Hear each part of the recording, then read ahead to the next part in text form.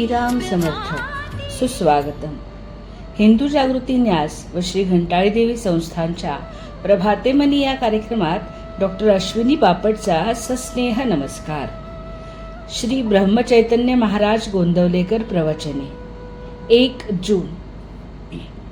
कर्तेपणा टाकणे हाच परमार्थ.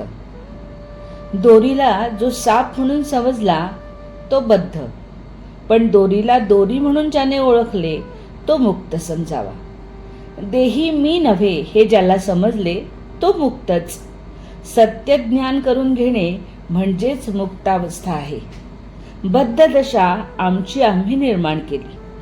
काळजी, तळमळ आणि दुःख ही बद्धपणाची लक्षणे होत, तर कोणत्याही परिस्थितीत आनंदात राहणे हे मुक्तपणाचे लक्षण आहे. जागे होणे म्हणजे मुक्त दशेला येणे आहे. माझे माझ्याजवळच आहे, पण ते ठाऊक नाहीसे झाले आहे. भगवंताला विसरल्याने मी देही असे म्हणू लागलो. देह तर माझ्या ताब्यात नाही, तेव्हा मी देही नाही हे सिद्ध झाले. आपण करते पण आपल्याकडे घेतो आणि त्याबरोबर सुख दुःखही आपल्याकडे येते. मला सुख नाही आणि दुःखही नाही असे ज्याला वाटेल तो मुक्त समजावा. करते पण घातूक असते. मी एवढा मोठा वाडा बांधला, प्रपंच चांगला केला असा प्रापंचिकाला अभिमान वाटतो, तर संन्यासी मठाचाच अभिमान धरून बसतो. म्हणजे या कर्तेपणाच्या बाधेतून दोघांचीही सहजी सुटका होत नाही. हे कर्तेपण सोडवावेसे वाटले तरी ते आपल्याला सुटत नाही, याचा आपल्याला नेहमी अनुभव येतो. भगवंताचे अस्तित्व पटल्यानेच कर्तेपणा कमी होतो. म्हणून भगवंताच्या अखंड स्मरणात राहावे आणि भगवंत ठेवील त्यात समाधान मानावे. भगवंताच्या स्मरणाशिवाय जेथे आपल्याला सुख होते तो विषय समजावा.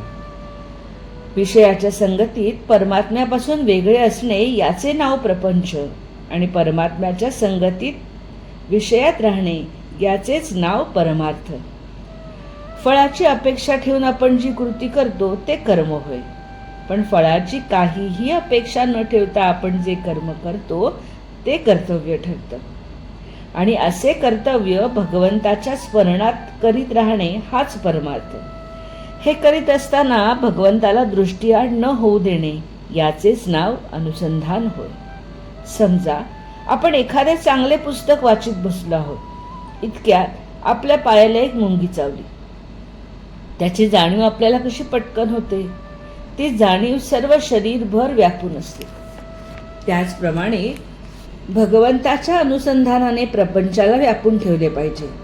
प्रपंचातला कोणताही उद्योग करताना अनुसंधान टिकवावे.